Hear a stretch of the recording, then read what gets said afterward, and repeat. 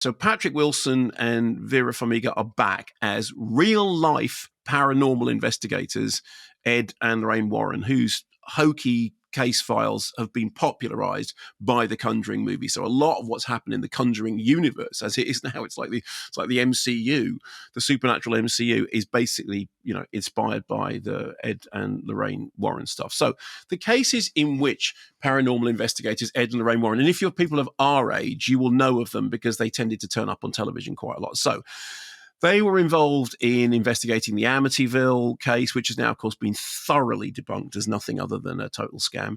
They were involved peripherally in the Enfield poltergeist case, which partly inspired Ghost Watch, is the basis for The Conjuring 2, although the Warrens apparently in real life had almost nothing to do really with that case. That case also pretty much, look into it, completely debunked.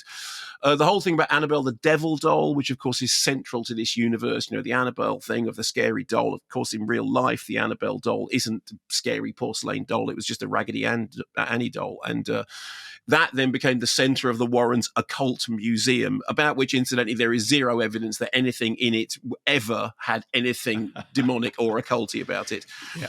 And now the Smurl family case, which was previously filmed as a TV movie called The Haunted, which was based on a book with which the Warrens were involved and has been completely debunked as having no credible evidence whatsoever. Okay. However, despite all that, still the opening credits to Last Rites say that this film is based on the true story, okay, of the Warrens' most terrifying case. This was the case that threatened their family and threatened to end their careers. So returning director Michael Chavis, I think it's Chavis is how you pronounce it.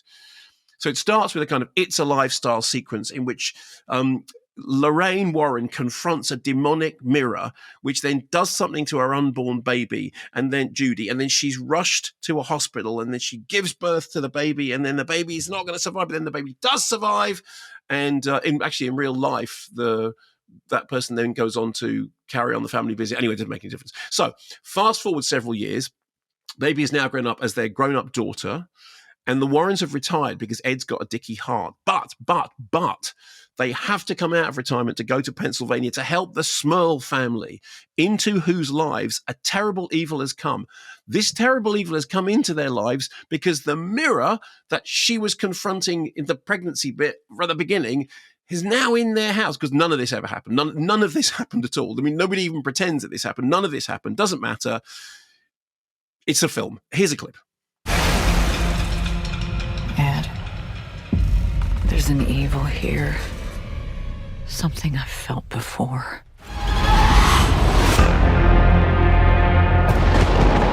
This thing in your house is a demon. It's the first one that we ever encountered. We were young. We were scared.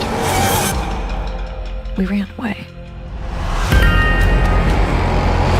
After all these years, it wasn't done with our family.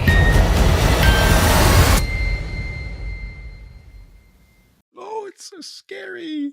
And it's all true. It's based on the true story. Of course, none of it is anyway. So in the movie, right, the house that they go get out of retirement because they have to go and deal with this thing because this family are being tormented by this thing. The house is like...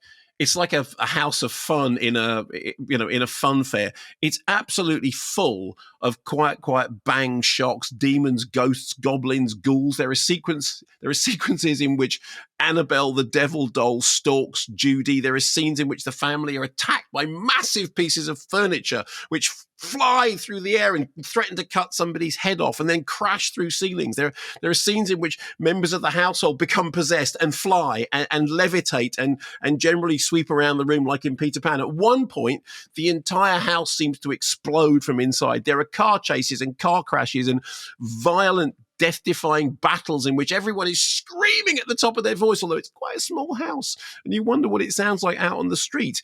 And then there are visions of axe murderers and The Shining style rivers of blood flowing under this thing, like the river of blood that apparently flowed underneath the Amityville house, which of course it didn't. And then there are Bibles that burst into flames, like that stupid bit at the end of the tacked on ending to Exorcist 3. And then this sort of spider walking entities, and then these giant mannequins that go from floor to ceiling. And, for the record, if you look up the real life Smurl case, okay, what happened was, again, this is quoting Wiki. Here's what happened in the real case. Loud noises and bad odors were found in the house. At one point, a spirit threw their dog at a wall, shook a mattress, and pushed one of their daughters down a flight of stairs. The family were also physically assaulted on several occasions. That, however, is not a movie. Incidentally, there's no evidence that any of it ever happened. So, as far as the film's concerned, look, there's no point in complaining that a horror film is based on unreality. I mean, look, I love The Exorcist. The Exorcist is inspired by the 1949 Mount Rainier case, which has been completely debunked. I mean, absolutely 100% completely debunked, particularly in the wake of the death of the boy who died a couple of years ago. Anyway, doesn't matter. Movies are movies are movies. And that would be fine if it was just hooey, big, jumpy, throwy, smashy, explodey, crashy scares. However, the movie then spends an almost equal amount of its time ponderously attempting to deify the Warrens as superheroes battling the forces of darkness who selflessly gave of themselves so that they could help people to overcome the darknesses in the world. And it does this at great length, spending huge amounts of time giving us family backstories about how important the Warrens are, and then telling us how heroic they were. And then there's a thing at the end that says, and you need to remember that the Warrens believed in this stuff at a time when science was skeptical about it. To which the answer is, science is still skeptical about it because it's not true. None of this stuff happened. And there wasn't a moment when scientists suddenly woke up and said, yeah, you know what? I think the Warrens were right. I think that occult museum is absolutely full of demonic spirits. This is all bunk. Now, I don't mind bunk, but what I mind is 135 minutes in which half of it is sub-poltergeist, oompa-loompa, ooga-booga schlock, but then half of it is, the Warrens, it's just, I mean, look, let's be real about this. The Warrens were at best kooks and at worst con men, okay?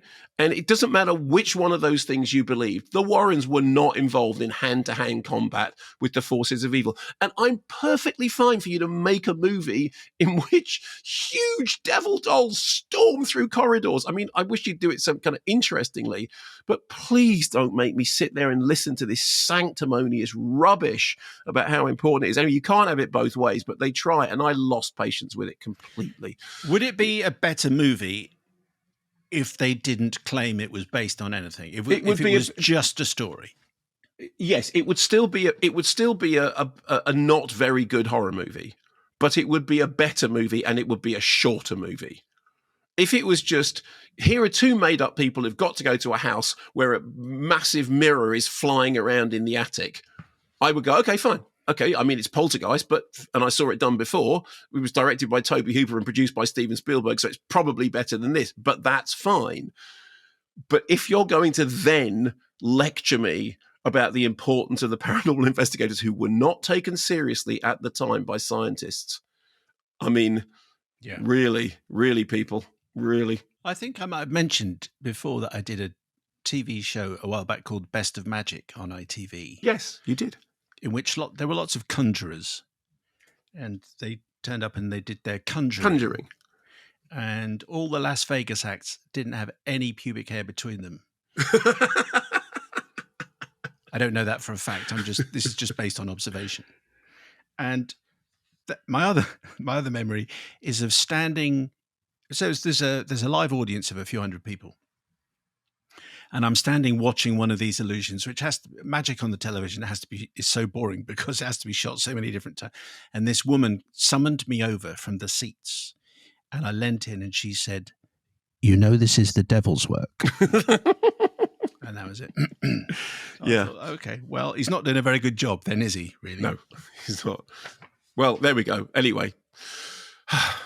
Is there going to be another Conjuring movie? Well, I mean, the point is that at the end of this, there can't really be another Conjuring movie, but Oh, I see. but any film that's got the word last or final or closing in it will then immediately be fine. I mean, there'll be more. The Conjuring universe, the universe will continue to expand in infinite ways, and they will continue.